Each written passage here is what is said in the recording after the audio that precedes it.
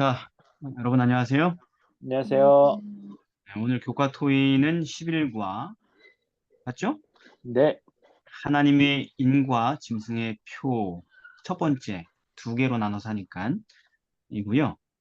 그 기억절은 요한계시록 7장 2절 3절입니다.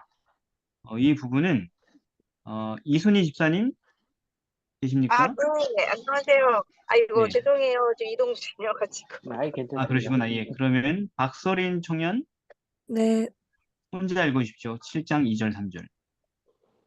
또 봄에 다른 천사가 살아 계신 하나님의 인을 가지고 해 돋는 대로부터 올라와서 땅과 바다를 해롭게 할 권세를 받은 네 천사를 향하여 큰 소리로 외쳐 이르되 우리가 우리 하나님의 종들의 이마에 인치기까지 땅이나 바다나 나무들을 해하지 말라 하더라.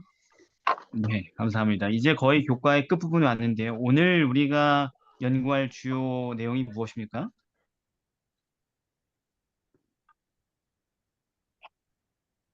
하나님의 인과 짐승의 표? 셋째 천사의 기별. 그렇죠. 셋째 천사의 기별을 이번 할 차례인 거예요. 음, 흐름을 우리가 이해해야 된다는 거죠. 우리가 첫째 천사 기별부터 시작해서 쭉 와서 지난번까지 둘째 천사의 기별을 다뤘고 이제 마지막으로 셋째 천사의 기별을 이제 들어가는 겁니다.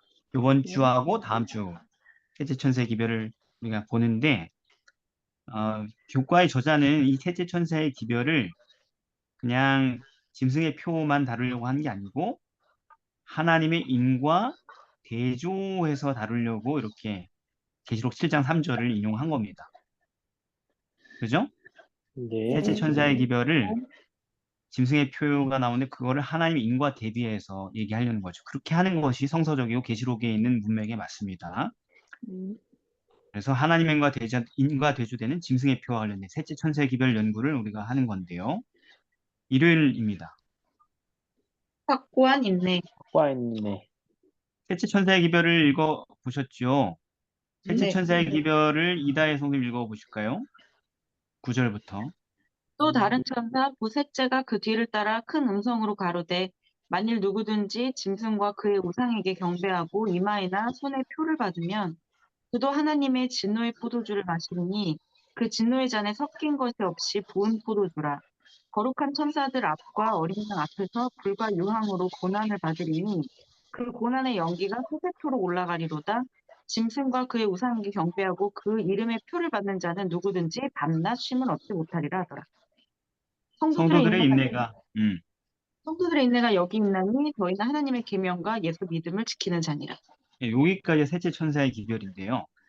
이 셋째 천사의 기별을 길지만 요약하면 한마디로 무슨 얘기예요? 경배의 메시지가 문제. 뭡니까? 아니, 메시지가 뭐예요? 뭐 이, 어쩌라는 것입니까, 이게?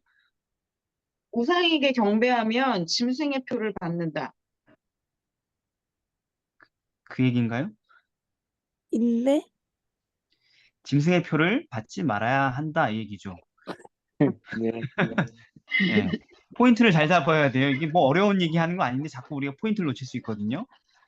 뭐, 그래서 우상에 경배하거나 짐승의 표를 받으면 안 된다, 이 얘기를 지금 하려고 하는 거죠. 마지막으로. 어, 네, 그런데 이 쟁점이 그건데, 그런데 마지막에 보면은 하나님 성도들의 인내가 여기 있다, 이렇게 하잖아요. 네. 네. 이 셋째 천사의 기별을 얘기하면서 하나님의 성도들에게 그런 확고한 인내가 필요한 이유가 뭔 거예요? 음, 어, 그 로마서 8장에 보면 율법이 육신으로 말미암아 연약하여 할 수 없는 것을 그것을 하나님을 하시나니 육신을 쫓지 않고 그 영을 쫓아 행하는 우리에게 율법의 요구를 이루어지게 하려 하심이라. 그러니까 우리가 아무리 원해서 율법을 지키고 싶더라도 그 율법을 우리는 지킬 수가 없고 여기서도 등포기 표를 받는 것은 쉬우나 하나님의 인을 받는 것은 눈에 보이지 않는 어떤 가능성을 믿고 육신을 따르지 않는 일이기 때문에 그래서 좀 어려워서 인내가 있다라고 이야기하는 거 아닐까요? 네. 또 이 기별을 얘기하면서 인내가 필요한 이유가 뭡니까? 성도들에게. 그래서 골로새서 1장 29절에 이를 위하여 나도 내 속에서 능력으로 역사하는 이의 역사를 따라 힘을 다하여 수고하노라. 나를 거부하고 성경을 따르는 어떤 이 중력을 거스르는 일을 해야 한다는 거 아닐까요? 예, 뭐 다 맞습니다. 좀 더 쉽게 얘기하면 이렇습니다. 로마서 8장이나 에베소서 2장이나 골로새서 1장이나 다 같은 얘기를 하고 있어요. 무슨 얘기냐면은 영생에 이르는 길은 언제나 똑같다는 거예요. 그 뭐냐면 예수 그리스도를 믿음으로 죄 사함을 받고 이제는 돌이켜 창조주의 계명에 순종하는 사람이 구원을 얻는 것이 복음의 변함없는 가르침이라는 거예요. 그러니까 계명에 순종하는 것이 이 영생에 이르는 길이라는 것을 성경이 계속 반복해서 가르친다는 거예요. 그래서 이 하나님은 이 복음을 믿는 사람들에게 그런 죄와 싸워서 하나님의 계명에 순종하는 선한 삶이 이루어지게 할 수 있다라는 얘기를 지금 반복해 놓은 거죠. 그죠? 그러나 만일 우리가 짐승의 우상에 경배하거나 그 표를 받으면 그건 그냥 말 그대로 하나님의 계명을 정면으로 범하는 행위가 되는 거잖아요. 우상에 경배하는 게 하나님 계명을 바로 정면으로 부딪히는 거잖아요. 그죠? 그렇기 때문에 그것은 믿음을 파괴하고 영생을 잃게 만드는 치명적인 결과를 만들어요. 분명히 누가복음에서 율법사가 말하지 않습니까? 내가 뭘 해야 영생을 얻습니까? 예수님 그러니까 예수님이 넌 성경에서 뭐라 읽었냐? 그 율법사 10장 27절에 누가복음 이 계명을 지키는 겁니다. 목숨을 다하고 힘을 다하고 뭐 이웃을 사랑하고 하나님 사랑하고 그때 예수님이 땡 틀렸어 믿음으로 말미암는 것이지 이렇게 얘기하셨나요? 아니요. 네, 옳다. 대답이 옳다 이렇게 얘기했어요. 이를 행하라, 계명을 순종하라. 그러면 살리라 이렇게 얘기했어요. 네. 그리고 부자 간원도 잘 알겠지만 내가 무슨 선한 일을 해야 영생을 얻습니까? 마태복음 19장에서 17절에 예수님이 생명에 들어가고 싶냐? 계명들을 지켜라 이렇게 얘기하시죠. 음, 이런 것들은 계속 반복되는 거예요. 그럼 배교한 교회가 권력을 가지고 하는 요구가 뭐냐? 성도들에게 하나님의 계명을 어기라고 요구하는 거예요. 그건 믿음에 대한 배반이기 때문에 마침내 영생을 얻고자 하는 사람들은 바로 이 지점에서 끝까지 저항하고 인내할 수밖에 없다라는 거예요. 계명을 지키는 것이 영생에 이르는 길인데 믿음으로 말미암아 계명을 어기라고 하면은 모든 것을 잃어버리게 되는 거예요. 그러니까 이 압력에 저항하기 위해 인내가 필요하다라는 것입니다. 그래서 분명히 이 구절을 잘 문맥을 보면은 우상에 경배하는 자들에 대해서 경고를 한 뒤에 뭐라 그래요? 성도의 인내는 여기 있다. 하나님의 계명을 지키는 거라고 얘기를 하잖아요. 그죠? 하나님의 네. 계명을 언급했단 말이에요. 필수적으로. 음. 즉 계명을 지키는 자와 우상에게 경배하고 표를 받는 자는 반대예요. 계명을 지키는 자와 계명을 어기는 자가 되는 거예요. 그렇기 때문에 하나님의 계명을 지키는 문제에 있어서 인내가 필요한 거예요. 근데 문제는 그때 가면 이런 이제 문제가 생길 텐데 우리에게 있어서 문제가 뭔지 아실까요? 그럼? 지금도 계명을 안 지킨다는 거? 그렇죠. 문제는 아직 아무런 박해도 또는 국가적인 압력도 오지 않았음에도 불구하고 하나님의 계명을 어기는 오늘날 우리 교회의 형편에 있는 거죠. 말하자면 지금은 되게 평화로운 시대임에도 불구하고 이 계명을 지키기 위해서 인내심이 조금도 작동하지 않고 있는 현실이 가장 무서운 문제라는 것이죠. 이것은 계명을 지킬 믿음조차 아직 소유하지 못하고 있는 데서 오는 현상이거든요. 네.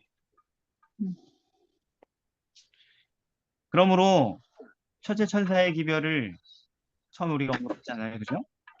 네. 첫째 천사의 기별을 받아들이지 않은 사람은 셋째 천사의 기별하고 아무 상관이 없어요.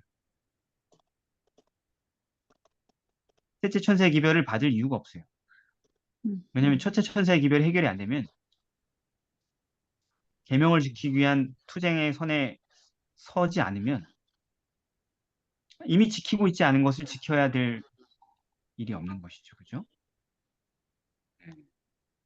그래서 확고한 인내가 필요하다라는 것은 그때 가서 확고한 인내가 처음으로 발동돼서 되는 게 아니고 네. 아무도 협박하지 않고 아무도 죽이려고 하지 않은 지금 계명을 지키려고 하는 인내에서 먼저 시작돼야 된다는 것입니다. 아멘. 그죠? 네. 아멘. 자, 그럼 둘째 날입니다. 우주적 투쟁. 네, 우주적 투쟁. 선악의 마지막 투쟁인데 셋째 천사의 기별 국면이 그 투쟁에서 승리자로 남는 그런 비결이 뭘까요? 하나님의 계명과 예수 믿음을 지키는 것. 그러니까 그 계명을 어떻게 지키냐는 겁니다.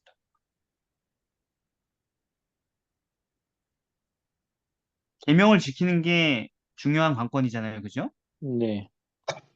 우상에게 경배하고 손에나 이마에 표를 받는 게 계명을 어기는 문제고 계명을 어기라는 강압이 오고 계명을 지켜야 되는 거고 그죠? 네. 그러니까 계명을 지키지 않는 것은 믿음을 안 지키는 거랑 똑같은 거란 말이에요. 그렇죠. 그런데 어떻게 하면은 그 계명을 지키는 일에 성공할 수 있냐는 얘기 말하자면.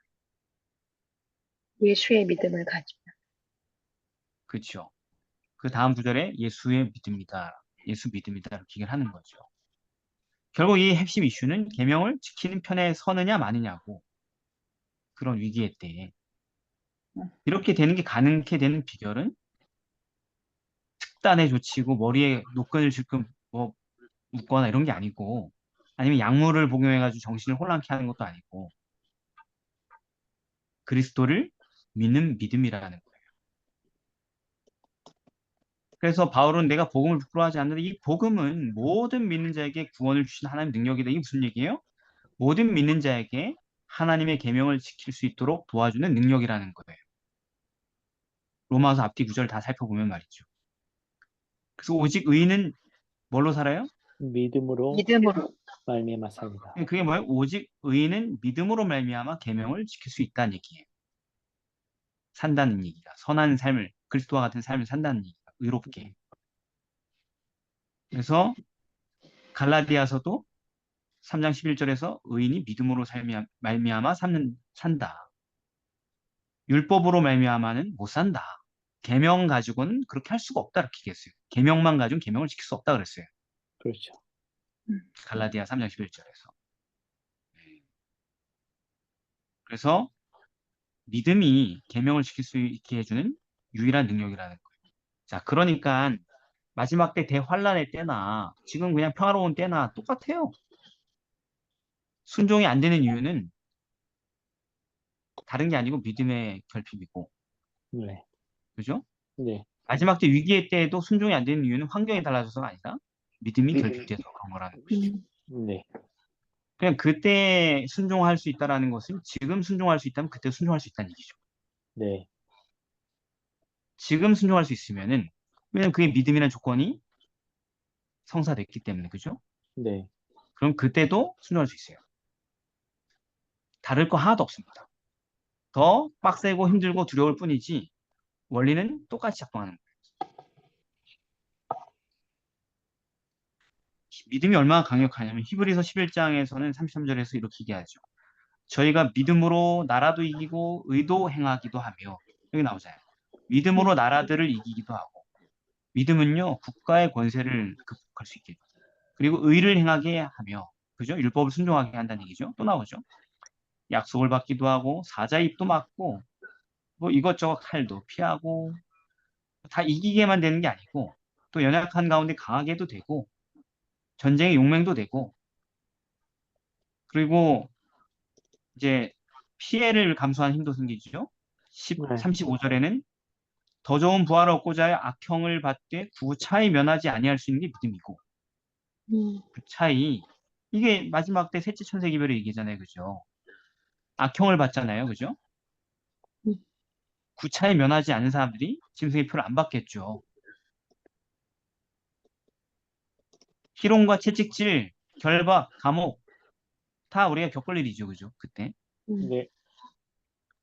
그리고 심지어 돌로 때려 죽이는 거, 톱으로 잘라 죽이는 거, 내장과 뼈를, 시험이나 칼에 죽는 거, 짐승 가죽 입고 누리 방황하는 거, 환란과 학대를 받는 거 다 감당할 수 있다. 그래서 이런 사람은 누가 감당하지 못해요? 세상. 세상에 감당하지 못한다. 세상에 아무리 모든 걸 동원한다 할지라도 이런 사람들은 꺾지 못한다는 얘기예요. 순종의 길에서. 어떤 사람들이요? 믿음을 지키는. 예수 믿는 사람들. 예수 믿는 사람들이 이 세상에 어떤 것으로도 꺾을 수 없다는 얘기예요. 근데 아무도 안 꺾는데 혼자 꺾이고 앉아 있으면은 아무도 안 걷는데 혼자 꺾이고 넘어지고 그러면 뭐예요? 믿음이 없는 거죠. 예, 예수 믿음이 없는 거죠. 예수를 믿지 않는 거죠. 그걸 우리가 이 공식을 명확하게 쓰게, 내가 예수님을 안 믿고 있는 건가? 이렇게 빨리 인지를 해야지 답을 찾을 수 있는 것입니다. 그렇죠. 그 사람이 믿음만 붙들고 있으면 어떤 상황에서도 율법에 순종할 것이고, 세상의 어떤 유혹이나 세상의 어떤 위협도 그들을 불순종으로 끌어내릴 수 없을 것입니다. 믿음이 관건이에요.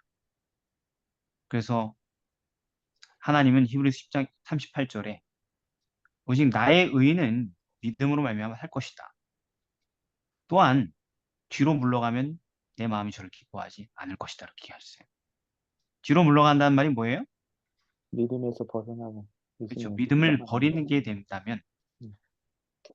믿음을 버리면 즉시 인간의 무력함으로 인하여 불순종으로 돌아설 수밖에 없다. 그리고 짐승의 표를 당연히 받겠죠. 그 사람이 정통 재림교인 3대째, 4대째 정통교인할지라도 짐승의 표를 받겠죠. 그죠? 믿음이 결핍되면 말입니다. 뒤로 물러가면 말이죠. 그래서 믿음이 다예요. 베드로전서 1장 5절에서 너희가 말세에 나타나기로 예비하신 구원을 얻기 위하여 믿음으로 말미암아 하나님의 능력으로 보호하심을 받았다. 이렇게 얘기해요. 믿음이 모든 것의 보호막이에요. 이런 아멘. 환란에서 벗어나지 않도록 하는. 뿐만이 아닙니다. 7절에는 이렇게 너희 믿음의 시련이 너희가 엄청난 환란을 받아서 근심이 되겠지만 오히려 크게 기뻐해야 된다. 왜냐하면 너희의 믿음의 시련이 불로 연단하여도 없어질 금보다 더 귀하다. 오히려 믿는 사람에게 그런 시련이 오면은 더 엄청난 결과물을 만들어내게 될 것이다. 아멘. 품성의 완전한 변화를 이루게 될 것이다. 라고 얘기를 하는 거죠. 그럼 뭐만 있으면 되는 거예요, 여러분? 믿음. 예수님을 믿음만 믿는. 있으면 되는 거예요. 그런데 여러분, 그러니까 우리가 박해 가운데서 믿음만 유지하고 있으면, 인내하면, 그래서 순종의 길을 계속 고수하면 품성은 더 고결하게 되고, 영생하기에 더 합당한 사람으로 변화되기만 하는 거예요. 그러니까 박해가 사단에게 계속 불리한 결과만 만들어내는 거죠. 그렇죠. 예. 이걸 갈구면은 쓰러질 텐데, 그거를 평생 동안 실패했으면 또 하는 거예요. 어차피 갈궈서 쓰러지는 사람들 전부 다 원래 애초에 뭐가 없는 사람들인데, 믿음이 없어. 믿음이 없는 사람들인데, 냅둬도 멸망하는 사람들인데, 예, 그렇게 하는 겁니다. 근데 왜 그 믿음을 계시록에서는 예수 믿음이라고 썼을까요? 이 예수 믿음의 뜻이 뭘까요? 이게 헬라어로는 예수의 믿음 이렇게 소유격으로 쓰면은 두 가지 버전으로 해석할 수 있거든요. 그 어학에 있어서. 예수를 하고 목적격으로 해석할 수 있어요. 예수를 믿는 믿음. 그리고 또 한쪽으로는 주격으로 할 수 있어요. 예수가 믿는 믿음. 이렇게. 예수가 소유한 믿음, 아니면 예수님을 믿는 믿음, 이 둘 다 번역이 가능한 버전이거든요. 둘 중에 뭐가 맞을까요? 예수님이 가졌던 그 믿음. 그래요? 네. 그런데 성경에 그런 표현이 있나요? 예수 믿음이라는 표현도 예수님이 가졌던 믿음 이런 걸 믿으라는 표현이 있나요? 성경 전체에? 어디가? 없어요. 없어요? 성경에서 항상 예수님을 믿음과 연결시킬 때 어떻게 해요? 주격으로 해요? 목적격으로 해요? 목적격. 목적. 주 예수의 믿음을 가져라. 그리하면 너와 내 집이 구원을 받으리라. 이렇게 하나요? 주 예수를 믿으라. 이렇게 하나요? 주 예수를 믿으라. 그죠? 성경 전체에서 복음을 얘기할 때 그리스도를 믿는다고 얘기하지. 음. 그리스도의 믿음을 너희가 가져야 돼. 이렇게 표현한 구절이 없어요, 거의. 찾아보면. 네. 혹시 하나 있으세요? 그죠? 믿음이라는 건요, 복음에서 믿음이라는 건 언제나 전 성경을 통틀어서 예수를 구주로 믿는 믿음이에요. 여기에 우리가 모든 연약함을 이길 수 있는 권세가 있는 거예요. 아까 그 히브리서에 나온 모든 믿음이 다 뭘 믿는 믿음이? 예수님을 믿는 믿음이죠. 그죠? 네. 그게 우리가 믿는 핵심이죠. 그래서 바울도 아까 얘기했잖아요. 그리스도를 믿는 믿음이 하나님의 능력이라고. 그런데 그 제가 질문 드리고 싶은 건 뭐냐면 그런데 왜 이 계시록에서는 예수를 믿는 믿음이라고 항상 쓰던 표현을 예수 믿음이라고 썼을까 하는 의문인 것입니다. 음, 그러니까 보통의 기독교는 예수를 믿는 믿음으로 구원을 받는 것이 주로 성경에 나오는 말씀이지만 예수님이 가졌던 그 믿음을 보통의 교회들이 다 많이 잃어버렸기 때문에 요한이 의도적으로 이렇게 예수 믿음이라고 쓴 거라고 그때 한번 이야기를 나눴었습니다. 예. 자, 엘렌 화이트 이런 얘기를 했습니다. 믿음으로 죄를 지고 가는 예수님께 마음을 고정하라. 그들로 하여금 자신의 불쌍하고 죄된 자신들을 바라보지 말고 구세주를 바라보게 하라. 그리하면 승리를 얻게 될 것이다. 예수님을 믿을 때 승리하는 거예요, 여러분. 그런데 이렇게 표현하면 개신교에서 얘기하는 거하고 달라요, 같아요. 같죠? 그렇죠. 개신교도 자기네들 다 믿는다라고 하니까. 수많은 가톨릭도 그렇게 얘기해요. 예수님을 믿어요.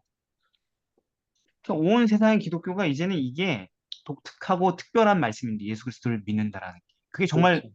다른 표현이 아니고 예수님을 믿는 게 구원의 능력이거든요. 순종의 원동력이고. 그런데 모든 사람들이 이 구호를 쓰고 있어요. 예수 그리스도를 믿으라고. 온 세상 사람들이. 그렇죠. 그래서 그들의 믿음과 다른 믿음을 강조하기 위해서 예수 믿음이라고 얘기한 거예요. 주격으로도 해석될 수 있게 한 거예요. 이중적으로 해석할 수 있게 한 거예요. 예수님이 네. 가졌던 그 믿음, 거짓되지 않은 그 믿음을 가지라는 얘기까지 거기에 포함시키기 위해서 이렇게 표현했다는 것입니다. 그래서 이 헬러의 독특한 표현은 예수께서 가지셨던 믿음을 해석될 수 있죠. 왜 이렇게 이중적인 해석이 가능하도록 표현하셨나? 왜냐하면 말세에는 배교한 모든 교회들도 예수님을 믿으라고 공언할 것이기 때문이에요. 그런데 그들의 그 순종 없는 믿음과 계명에 대한 충성과 순종이 따르는 참 믿음을 대조하기 위해 예수 믿음이라는 이중적 표현을 사용하신 거예요. 예수님의 믿음이 어떤 믿음이었습니까? 엘리 엘리 라마 사박다니 나의 하나님 어찌하여 나를 버리셨나이까? 마태복음 27장 46절. 하나님이 우리를 버리신 적이 있나요? 없어요. 하나님 우리를 버리신 적은 없지만 우리는 하나님 우리를 버리셨다고 되게 잘 믿잖아요. 그렇죠. 근데 유일하게 하나님으로부터 산 상태에서 실제로 다 버림받은 분 누구예요? 예수님. 예수님이야. 예수님. 맞아요. 이거 진짜 버림받은 거거든요. 그래서 예수님이 지금 거짓말한 게 아니라 진심을 담아 고백한 거였거든요. 네. 버림받았다고. 지옥에서 버림받듯이. 이 땅에서 죽는 사람들은 아직 완전히 버림받지 않은 거예요. 악인이라 할지라도. 그렇죠. 예수님은 그날 완전히 버림받았어요. 영원히 버림받았어요. 우리를 대신하여서 말이죠. 그런데 예수님은 완전히 버림받는 그 순간에도 뭘 놓지 않았어요? 믿음. 하나님이 나를 다시 일으키시라는 믿음을 놓지 않으셨어요. 우린 버림받은 적도 없는데 버렸다고 생각하는데 예수는 실제로 버림받는 그 순간까지도 하나님을 놓지 않았어요. 예.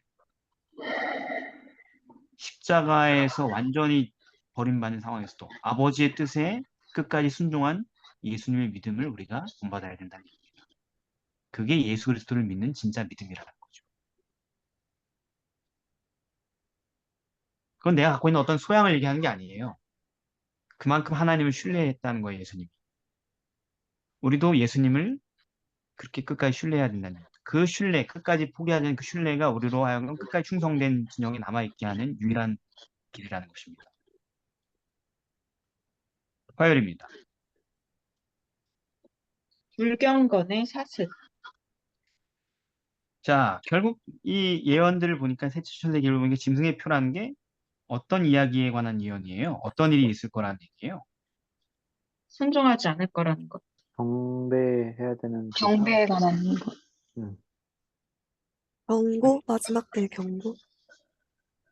뭐 그렇긴 한데 결국은 뭔 일이 있을 거란 얘기냐면 박해가 있을 거란 얘기죠. 어. 애매하지 못하게 하고 다 죽인다면서요.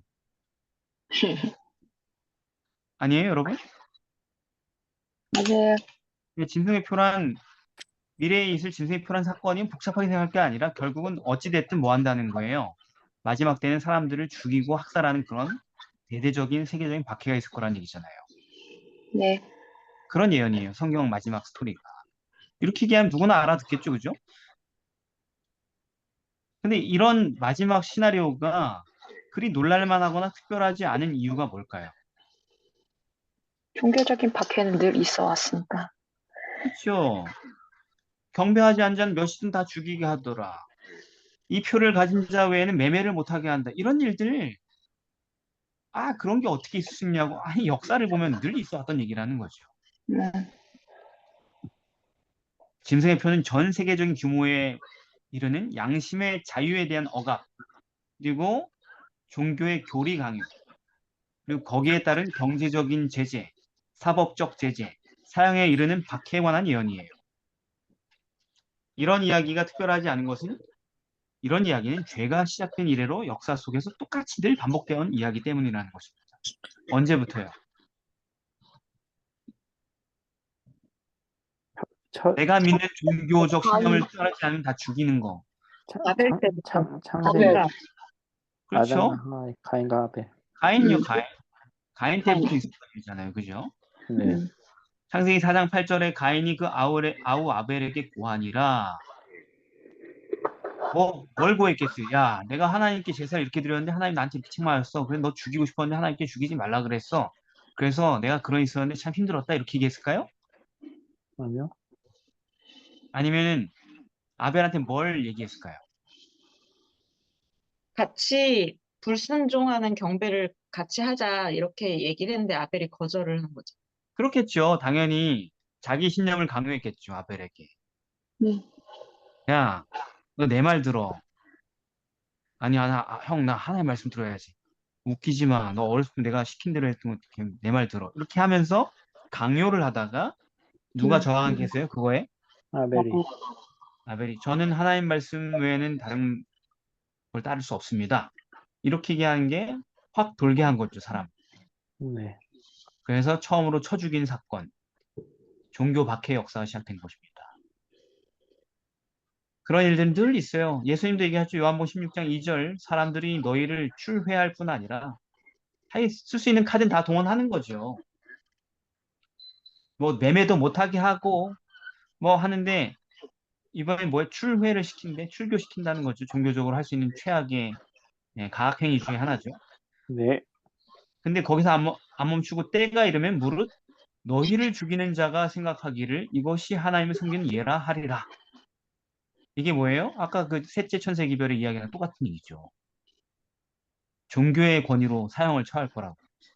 네. 근데 이거는 예외적인 특별한 경우에 아닌 모든 믿는 자에게 임하는 일이에요. 모든 네, 특별한 거예요? 이런 아니에요. 박해가 특별한 거예요? 종교적 박해가? 아니에요. 나는 되게 충실하게 살았는데 종교적 박해 같은 건 평생 경험하지 못하고 살았는데 우리 교회는 되게 좋은 교회인데 이렇게 하는 사람이 있다면 그 사람 이상한 사람이죠. 그죠? 예수님이 말씀하셨습니다. 마태복음 10장 22절. 또 너희가 내 이름을 인하여 모든 사람에게 미움을 받을 것이다. 그러나 나중까지 견디는 자는 구원을 얻으리라. 셋째 천세 기별이랑 똑같네요. 인내가 여기 있다. 끝까지 인내해야 된다. 그죠? 네. 핍박을 받아도 믿음과 계명에 순종하는 길을 계속 유지하라는 얘기죠. 죽는다 할지라도. 베드로전서에서 베드로는 4장 12절에서 말을 하죠. 사랑하는 자들아, 너희를 실현하라고 오는 불시험을 이상한 일 당하는 것 같이 이상히 여기지 말아라. 그거 원래 다 당하는 거다. 오직 너희가 그리스도의 고난에 참여하는 것으로 즐거워하라. 진실되게 하나님을 믿는 사람들은 다 이 고난에 참여한다는 것입니다. 특별하게 겪는 일이 아니에요. 그래서 마지막 때의 시나리오도 늘 그래왔던 이야기의 반복이 될 것이라는 것입니다. 그러니까 짐승의 표 예언을 누군가에게 풀어줄 때 별로 그렇게 특별할 게 없다는 얘기, 어떻게 보면 누구나 납득할 수 있는 얘기라는 것입니다. 역사적으로, 성서적으로. 수요일입니다. 어린 양을 따르는 자. 자, 근데 짐승의 표 그러는데 그 표현에 언급된 짐승의 정체가 뭐예요? 그 짐승의 표를 받는다는 게 도대체 어떤 세력에 굴복하는 걸 의미하는 건가요? 사단의 세력에 굴복. 그 사단의 세력이 뭐 엄청 많을 텐데 교환권. 왜 갑자기 또 왜 천주교를 욕해요? 13장으로 가야지 이렇게 알 수 엄청 있어요. 밖에 천주교인들 기분 나쁘게. 예, 13장에서 이제 네, 그때 우리 저번 기에서도 얘기를 했었었는데 네, 집에서 여기에서 그러니까 큰 권세가 있었던 종교 단체였고 그리고 힘을 잃었다가 다시 살았던 단체였고 그리고 1260년 동안 성도들을 타락했었던 그 모든 것들의 공통점이 있었던 종교 세력은 교황권, 천주교. 네, 네. 그러니까 계시록 13장에서 그 짐승의 표를 얘기할 때 앞에 그 짐승이 누군지에 대해서 자세한 설명을 했잖아요, 그죠? 네. 네, 그걸 다 보면은 짐승은 우리가 이미 공부한 교황. 화면이 또 날아갔어. 네, 찾았다. 아이고, 바다에서 올라온 짐승. 네. 그러니까 여기 있는 조건들을 잘 보면 우리가 잘 아는 것처럼 13장에 묘사된 처음 짐승, 즉 배교한 모든 교회의 원류인 교황권을 의미하죠. 네. 그러니까 그러므로 짐승의 표를 받는다는 것은 이 배교한 교회의 권위에 굴복하고 그 권세에 소속이 되는 것을 뜻하는 거죠. 그죠? 네. 예. 그런데 그들은 세상의 모든 권세를 이용해서 그들의 뜻에 저항한 자들을 짓밟은 거라는 예언이 된 거죠. 그런데 여기 보면은 결국에 어떤 사람들만이 이 세력의 절대적인 강요 앞에서 끝까지 자유로울 수 있다고 설명하고 있습니다. 계시록 14장 초반에 보면 네, 14만 4천 명에 대해서 설명을 하는데 네, 이 사람들은 여자로 더불어 더럽히지 아니하고 정결이 있는 자라 어린 네, 양이 어디로 인도하든지 따라가는 자며 사람 네, 가운데서 구속을 받아 처음 익은 열매로 하나님과 어린 양에게 속한 자들이니 그 입에 거짓말이 없고 흠이 없는 자들이더라. 네, 그러니까 진짜 예수님과 하나님 뜻대로 순종하던 택하신 그리스도인이었고 그래서 예수님이 가셨던 그 길처럼 예수님께서 인도하시는 그 길이 정말 자기 몸의 죽음이더라도 두려워하지 않는 자들. 네, 여기 감사합니다. 마태복음 10장 28절 말씀처럼 네, 몸은 죽여도 영혼은 능히 죽이지 못하는 자들 두려워하지 말고 오직 몸과 영혼을 능히 지옥에 멸하신 자를 두려워하던 사람들. 네, 감사합니다. 하나님의 인을 받은 자들. 네, 감사합니다. 이 되게 좀 단순하게 좀 더 요약하자면은 그 대대적인 강요에서 자기 양심의 자유를 지켜낼 수 있는 사람들은 그 이마에 짐승의 표나 이런 것들을 받은 사람이 아니라 하나님의 이름을 받은 사람들이 될 거라고 얘기하는 겁니다. 짐승의 표를 받지 않은 사람들은 결국 어떤 사람이다? 그 이마에 다른 걸 받는 사람. 14만 4천 하나님의 인 맞은 자들이잖아요. 7장에 나오잖아요. 계시록. 네. 근데 여기선 그 이름이 써 있다 그랬죠. 하나님의 이름이. 네. 근데 그 사람들이 어떤 사람들이 묘사한 거 보니까 예수님의 모든 명령에 끝까지 충성하는 믿음의 백성들이라고 설명돼 있어요. 네. 예, 그들은 죽음을 두려워하지 않아요. 그죠? 백유자들의 협박을. 네. 왜냐면 그들은 여자하고 더불어 더럽히지 않았어요. 정절이 있는 사람들이에요. 무슨 얘기예요? 배교자들과 어떤 연합도 이루지 않고 인간의 권력이 아닌 하나님께만 경배해드리는 사람들을 얘기합니다. 그런 사람들만이 짐승의 표를 받지 않는다는 거죠. 음. 아, 저는 이마에 뭐 하는 거 싫어서 둘 다 안 받을 건데요. 이런 사람 없다는 거예요.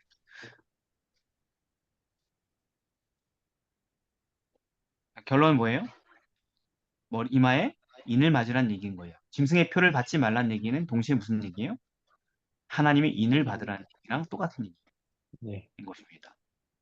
그거를 지금 이 교과는 조화를 시키려고 해요. 우리는 받지 말라는 데 포커스를 맞추지만 받아야 될 거. 그게 아니고 다른 걸 받아야 된다는 얘기를 하고 있는 것입니다. 예. 자, 그럼 마지막 목요일입니다. 예수, 우리의 유일한 중보자. 자, 표의 주인인 그 짐승의 정체와 관련하여서 좀 설명을 성경이 해주잖아요. 네. 그 짐승의 표가 곧 짐승의 이름 또는 그 이름의 수라고 설명해 주지 않습니까? 음. 그리고 그걸 세어보면 사람의 수고 666이라고 이렇게 설명을 해줬어요. 그죠? 참 친절하지 네. 않습니까? 네. 예.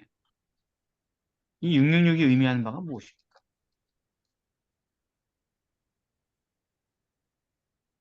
이렇게 실, 친절하게 성경에 설명해 주는 건 정말, 그죠? 두 가지 경우로 해석해야 할 것 같아요. 실제 수와 그리고 상징 수. 아, 실제 수요? 그렇게들 많이 해석하니까. 아, 실제 수로 해석하는 사람도 있습니까? 지금, 네, 있어요. 근데 이제 네. 어쨌든 그러나 결국은 그게 의미하는 바가 뭔지 아는 게 결론이겠죠. 그리고 여기 있네요. 2001년 뉴욕 세계무역센터 그 테러 이후에 알카에다를 소탕하려고 이라크 전쟁을 했잖아요, 미국이. 그래서 파병을 요청했고, 우리나라도 파병을 결정했대요. 그 당시에. 그래서 파병 동의안이 국회를 통과하자 부대 편성안을 발표했는데, 우리나라에서 공병부대가 566명, 의료지원단이 100명으로 총 666명을 파견하게 됐대요. 2001년에. 그러자 우리나라 한 네티즌이 국방부 홈페이지 게시판에 요한계시록에서 종말시 나타나는 악의 우두머리 숫자가 666이라고 지적하며 왜 하필 660명으로 정했는지 이해가 안 된다고 재조정을 촉구했대요. 그리고 네티즌이 666은 서양에서 금기시한 숫자라고 이라크 전쟁이 종교전쟁이라는 지적도 있는 만큼 사소한 문제에도 신경 써야 할 것이라고 경고했대요. 논란이 증폭됐대요. 그래서 심지어 그게. 그래서 우리나라 국방부에서 공병부대에 샘물 파는 기술을 가진 병사 7명을 추가해서 파병 인원을 673명으로 수정해서 악마의 숫자 논란은 해프닝으로 끝났다고 연합뉴스 2003년 4월 3일에서 발췌했대요. 음. 이런 게 실제 수라는 거죠, 그죠? 근데 말도 안 되는 얘기고, 그죠? 자, 그럼 상징수밖에 없는데, 그래서 뭡니까 이게? 666이 뭐예요? 지금 이 성경이 친절하게 설명하고 있잖아요. 잘 세어봐라, 666이다. 이건 뭐예요? 정체 다 까버리고 뭔가 메시지가 있는 거잖아요, 그죠? 사람의 수. 네. 이게 무슨 얘기를 하고 싶은 걸까요? 이 계시록이. 데살로니가 후서 2장 3절 4절에 보면 네. 이 미혹하는 자들에 대해서 이야기를 하면서 저들은 하나님에게 대적하는 자인데 범사에 일컫는 하나님이나 숭배함을 받는 자위에 뛰어나 자존하여 하나님 성전에 앉아 자기를 보여 하나님이라고 한다는 거예요. 네. 근데 여기에서 또 보면은 그 그러니까 경배를 받는 그 짐승의 그 수가 사람의 수다. 그러니까는 자칭 하나님이라고 이야기를 하지만 그들은 오로지 사람뿐이라는 거고, 그리고 이 사람들은 누가복음 5장 18절에서 26절에 보면은 사실 하나님 외에는 능히 죄를 사하는 자가 없는데, 근데 이제 죄를 사할 수 있는 능력이 있다. 뭐 약간 이렇게 자기가 신인 것처럼 이야기를 하는 거 아닐까요? 666이요? 그렇죠. 13, 사람의 네. 13장에 나오는 경배를 받는 것 중에 용이 나오고요. 네. 그 다음에 짐승이 나오고요. 네. 그 다음에 우상이 나옵니다. 네. 그래서 짐승의 수를 세어보면은 6, 6, 6 해가지고 용과 짐승과 우상으로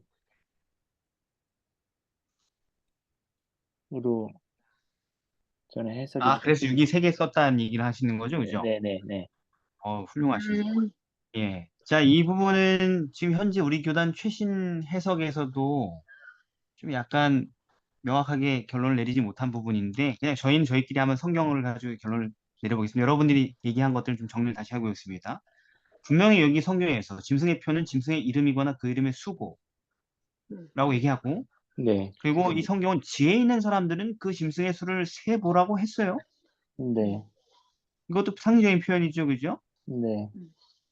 이 말씀은 다니엘서 마지막 부분에 예언된 것처럼 지혜 있는 자, 즉 회개하는 마음으로 하나님의 말씀을 샅샅이 살피며 연구하는 사람들은 그 의미를 연구하고 깨달아 그 표가 주어질 때 그 속임수를 간파하고 피할 수 있다는 뜻이에요. 왜냐하면 다니엘 12장 10절 오직 지혜 있는 자는 깨달으리라 했거든요. 네. 빨리 왕래하고 지식이 더하고. 그래서 먼저 이 표는 짐승의 이름이라고 했죠. 네. 그 이름이라는 게 뭐예요? 성경에서. 그 존재의 본질을 표현해주는 거잖아요. 그죠? 네. 정체를 폭로해주는 거죠. 네. 아브라함이 된 것도 그의 정체성의 변화를 의미하죠. 야곱이 본성이 변했을 때 그에게 새로운 이름 이스라엘이 주어졌죠. 그러므로 짐승의 표가 짐승의 이름이라는 말은 그 표를 보면 그 짐승의 정체가 무엇인지 알 수 있다는 뜻이죠. 그죠? 네. 이름을 보면 정체를 알 수 있듯이 또한 이제는 이름일 뿐만 아니라 그것의 수를 세어보라고 했죠. 그 또한 짐승의 표의 실체, 본질을 잘 헤아려 보라는 얘기죠. 네. 숫자 세고 앉아서 한 얘기가 아니란 말이에요. 이게 지금. 가령 요한계시록은 하나님의 정체성과 관련하여서 반복적으로 7이라는 숫자를 사용하잖아요. 7교회, 7인, 7나팔, 7재앙뿐만 아니라 성령은 7영으로 그리스도는 7뿔과 7눈이 있는 어린 양으로 표현한 것과 같죠. 숫자를 가지고. 그래서 그 숫자가 그 본질을 알 수 있게 해주는 도구죠. 그래서 계시록 7장에서 14만 4천의 수도 12지파에서 12,000명씩 입맞은 자의 수를 헤아려 얻은 것 역시 그 실제 인원을 이렇게 손으로 헤아렸다는 얘기가 아니라 뭘 나타내는 거예요? 그 숫자가 그 사람들의 본질 또는 정체성이 뭔지를 드러내기 위해서 상징수를 쓴 거잖아요. 네. 이 사람들은 하나님의 마지막 전투를 위하여 특별히 선별된 집단이다라는 것을 12,000으로 구약 성경에서 가져온 거잖아요. 그죠? 네. 네. 그래서 666도 이와 똑같은 원리로 해석돼야 되는 것이죠. 상징수를 가지고. 그러므로 짐승의 수를 세어보라는 말은 짐승이 몇 마리인지 세어보라는 얘기가 아니라 또는 사람의 수라고 하니까 사람이 몇 명인지 세어보라는 얘기가 아니라 그 짐승의 정체가 무엇인지를 연구해서 간파하라는 말씀인 것입니다. 분별하라는 얘기예요. 네. 그리고 가장 큰 힌트를 주는데 그 수는 사람의 수라고 얘기했어요. 사람 몇 명이냐는 그런 얘기가 아니고 그 짐승의 정체가 뭐라는 거예요? 사람이라는 얘기예요. 사람이라는 얘기예요. 그 짐승의 정체가 사람이라는 얘기를 하는데 이게 뭐 대단한 얘기인 거 아닌 것 같지 모르겠지만 그 짐승이 지금 여태까지 13장에서 한 짓이 뭐예요? 짐승이 자기를 사람이 아니고 자기는 하나님이라고 참남되게 주장하고 명령 내리고 경배를 강요하고 있잖아요. 네. 그렇죠. 속이고. 음. 그렇게 사람들을 속이는 데 성공할 거지만 마지막 때 음. 그가 그저 한낱 사람일 뿐이라는 말씀을 얘기해주고 싶은 말씀인 것입니다. 이 포인트가 거기에 찍히는 거예요, 방점. 그래서 데살로니가 후서에서 아까 얘기한 것처럼 불법의 사람, 곧 멸망의 아들 하면서 사람이라고 표현해요. 그 불법의 사람이 하나님 성전에 앉아 자기를 보여 하나님이라고 주장한다고. 맞죠? 네. 사람인데 자기를 하나님이라고 한다고. 그죠? 네. 누가복음에서 아까 인용하신 것처럼 참남된 말을 한 자가 누구냐? 오직 하나님의 누가 죄를 사하겠느냐? 예수님께 비난한 건데 예수님께 해당되지 않죠. 예수님 하나님이시니까. 그런데 사람이라 그랬죠. 주변 사람들. 사람 주제에 하나님 것처럼 한다고. 근데 예수님은 해당이 없죠. 예수님은 하나님이니까. 근데 마지막 666도 뭐예요? 그런 존재라는 거예요. 사람인데 하나님 척하는 거예요. 그렇죠. 죄를 사하고 땅에서 죄를 사하네 많이 하고 말이죠. 그렇죠. 요한복음 10장 33절 우리가 너를 돌로 치려는 것은 참남함을 인함이니 네가 사람이 되어 하나님이라 한다 자칭. 똑같죠. 그죠? 네. 사람인데 하나님이라고 주장했다 예수님한테. 예수님께 해당되지 않습니다. 예수님은 하나님이시니까. 근데 666은 그걸 얘기하는 거예요. 사람이 하나님을 자칭한다고 사람을 속인다고 얘기하는 것입니다. 이 얘기가 에스겔 28장에 잘 나와 있어요. 두로왕에 대한 예언에서. 2절에 인자야 넌 두로왕에게 말해라. 여호와의 말씀에 네 마음이 교만해 말하기를 나는 하나님이다. 내가 하나님의 자리 곧 바다 중심에 앉았다 하도다. 그러나 네 마음이 하나님의 마음 같은지 할지라도 너는 사람이요 하나님이 아니거늘 이렇게 얘기해요. 사람 하나님 대조하죠. 계속. 네. 또 6절에도 나 주여가 말하노라 네 마음이 하나님의 마음 같은 채 하였으니 사람인데 9절에도 너를 살육한 자가 앞에서 네가 그래도 말하기를 내가 하나님이라고 말하겠느냐? 그죠? 네. 내가 하나님이라고 하겠느냐? 너를 치는 자의 수중에서 너는 사람뿐이요 하나님이 아니다. 이렇게 얘기했어요. 사람과 하나님을 대조해요. 사람이 자꾸 하나님 자리를 탐하니까. 그렇죠. 그리고 그 이야기에는 뭐도 나오냐면 사탄에 대한 이야기도 나와요. 같은 맥락에서. 너는 기름 부음을 받은 덮는 그룹이며 그룹은 천사잖아요. 사람이 아니고. 네. 그래서 이게 사탄까지 전부 다 하나로 묶을 수 있는 거예요. 여기서 얘기한 사람이란 단순히 인간을 얘기하는 게 아니고 뭘 강조한 거예요? 사람과 하나님의 차이. 창조주와 피조물이란 얘기예요. 넌 피조물일 뿐이다라는 얘기를 사람이다 이렇게 얘기한 겁니다. 자, 실제로 하나님의 수가 창조의 7이며 인간의 수가 6이라는 사실은 창세기에 너무 잘 기원이 나와 있죠. 하나님이 자기 형상, 하나님의 형상대로 사람을 창조하시되, 사람을 창조하시되, 이는 여섯째 날이니라. 하나님이 사람을 창조하신 날이 여섯째 날이니라라는 이미 힌트가 나와 있었죠. 초창기부터, 그죠? 그리고 계시록에서 7을 왜 그렇게 많이 써요? 하나님이 지으시던 일이 일곱째 날이 이를 때에 마치니. 그분이 창조주라는 걸 강조하게 7을 계속 쓰는 거예요, 반복해서. 하나님의 속성은 창조주다. 이걸 계속해서 계속 반복하고 있는 거예요. 그래서 일곱째 날을 복주사 거룩하게 하셨다. 왜냐하면 내가 창조주기 때문에. 사람의 수 6, 창조주의 수 7 이렇게 대비되고 있는 겁니다. 갖다 붙이는 게 아니에요, 여러분. 성경에서 달리 해석할 수 있는 유력한 말씀들이 이거밖에 없어요. 네. 모든 걸 해석할 수 있는. 근데 왜 하필 666이냐? 666을 숫자로 쓰면 666이죠, 그죠? 네. 여기 우리 교단 최대 학자로 현재 활동하는 로드리게스 박사는 현재로서는 6을 3번 사용한 것은 강렬한 반역과 하나님부터의 전적인 독립에 대한 상징으로 보는 것이 최선의 선택인 것 같다라고 추측을 남기고 끝났어요. 그런데 그걸로 만족할 설명이 안 되죠. 그럼 6을 뭐 10번 쓰든지 2번 쓰든지 보세요. 무너졌도다, 무너졌도다, 무너졌도다. 큰 성 바벨론이요 했어요. 3번 했어요. 2번 했어요. 9번. 2번. 네? 2번 했잖아요. 그죠? 네. 그런 식으로 하면 3번에 대한 얘기를 우리가 해석하기 어려워지겠죠. 그죠? 네. 그래서 아까 우리 조승희 집사님이 본문을 살폈습니다. 본문을 살폈어요. 13장 전체 본문을 살핀 건데 13장 전체에서 자기를 하나님이라고 속이고 강요하고 경배를 요구하는 대상, 주동자들이 셋이 나와요. 전체 13장 전체에. 첫째는 용이에요. 즉 사단입니다. 4절에 나옵니다. 읽어보십시오. 용이 짐승에게 권세를 주므로 용에게 경배하며 짐승에게 경배하여 이르되 누가 이 짐승과 같으냐 누가 능히 네. 이와 더불어 싸우리요. 예, 거기에 누구누구에게 경배하라고 얘기해요? 용, 짐승. 용과 짐승, 짐승. 용과 짐승이 나오죠. 근데 용이 나오죠. 용이 누구예요? 사단이잖아요. 계시록에서. 네. 네. 예뱀 곧 사단이죠. 네. 그러니까 사단이 이런 과정을 통해서 결국 누구에게 경배가 돌아오게 만든 구조예요? 사단 자신이 본인한테. 돌아오게 이 모든 시스템을 만든 거라는 거죠. 음. 짐승에게 경배하면 자기에게도 경배가 돌아오는 거죠. 그거 먹고 살려고, 그 마약 먹고 살려고. 그거 얼마나 먹고 싶었으면 예수님을 시험할 때도 광야에서 뭐라 그래요? 아이 됐다 됐다 그래 나 맞아 나 사단이야. 아이 다 뽀록 났네.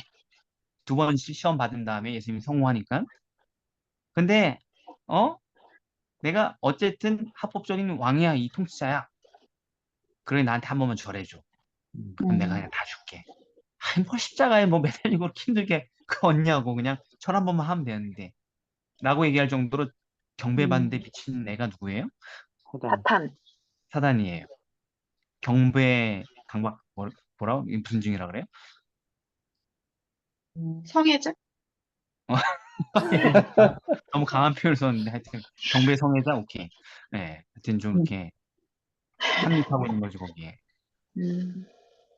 왜 이런 복잡한 일을 하냐고요 사단이 지상에서 이런 복잡한 종교적인 걸 하냐. 결국 그 모든 걸 통해서 얻고 싶은 게 뭐예요?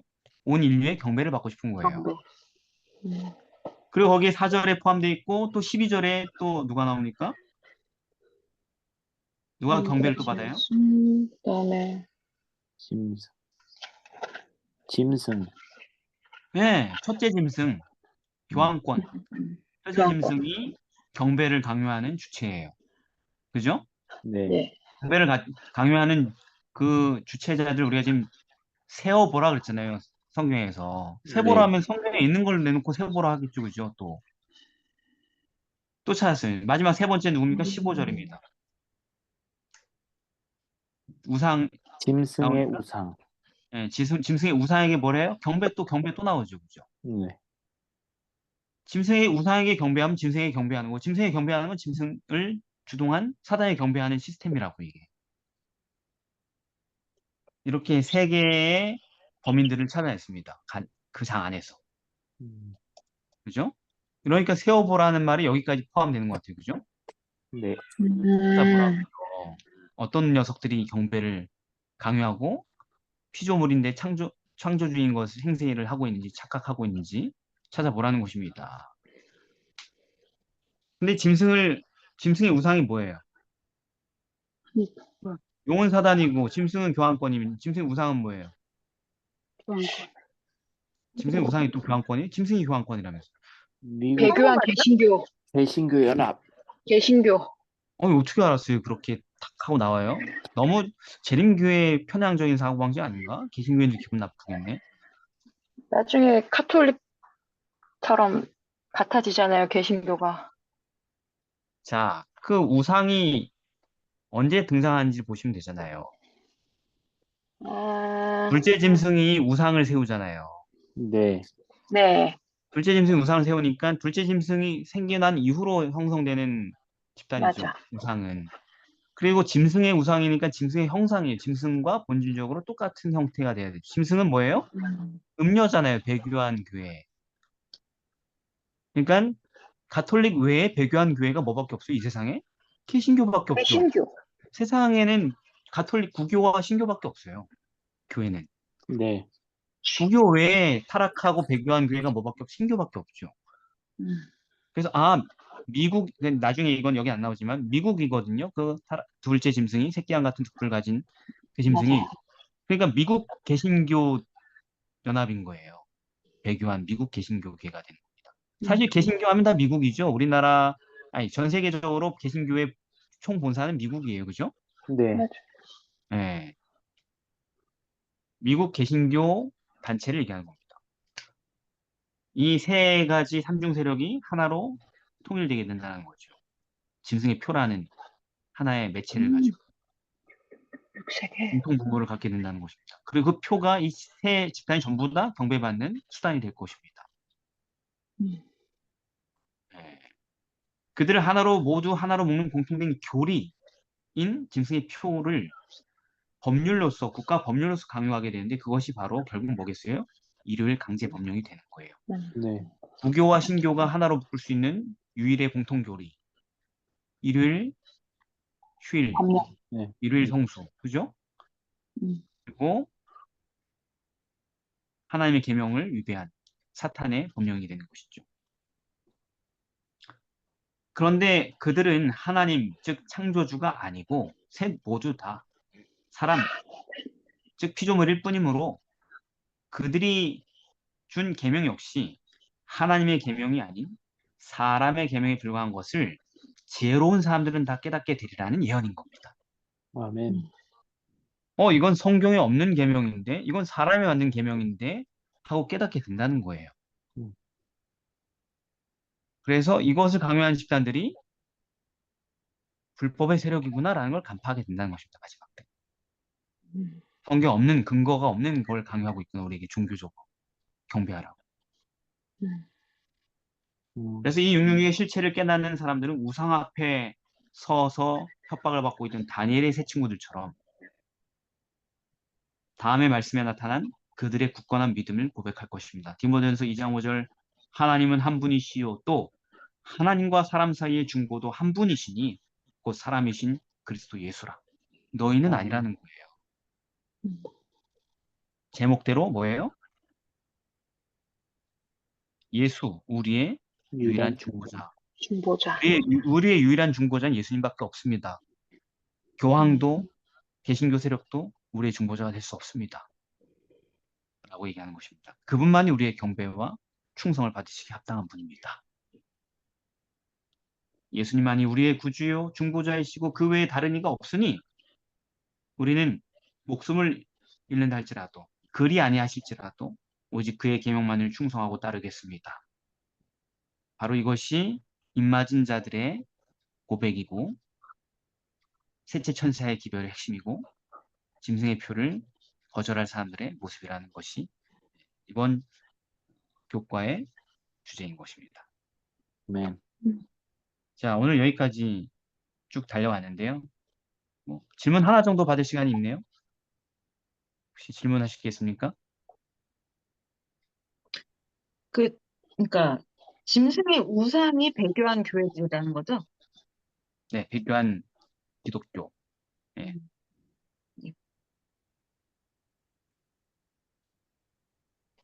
됐습니까? 네. 근데 배교한 교회인 이유가 짐승의 우상을 짐승이 만들었기 때문이다. 그러니까 아니, 그들의 짐승이 만들지 않았습니다. 둘째 짐승이 만들었어요. 음, 미국이 만들었다는 것입니다. 말하자면. 음. 미국에서 탄생한다는 얘기예요. 그 우상이라는 것이. 네. 네. 이 부분은 좀 더 나중에 더 설명할 필요가 있는데 여기에서는 다루지 않기 때문에 교과에서는 포커스를 안 잡았기 때문에 제가 이렇게 간단하게 핵심만 찝어서 얘기한 겁니다. 네. 자, 그럼 오늘 여기까지 하고 더 하실 질문은 이 기록 끝나고 바로 하시겠습니다. 기도하겠습니다. 사랑의 아버지 하나님, 저희가 성경을 해석할 때에 자기 교회 중심적이고 편파적이고 그런 치우친 사람들이 되지 않게 끊임없이 깨우쳐 주시옵소서. 아멘. 성경을 아무리 봐도 누가 봐도 그렇게 해석되는 것이 합당한 해석만을 우리가 받아들이게 하여 주옵시고 아멘. 그렇게 되므로 교파를 막론하고 주님께서 내 백성이라 하신 수많은 사람들이 이 말씀을 들을 때 납득할 수 있고 주님께 자신의 충성을 바칠 수 있는 그런 예언 해석이 될 수 있도록 도와주옵시길 예수님의 이름으로 기도드립니다. 아멘. 아멘. 감사합니다. 잠시만요.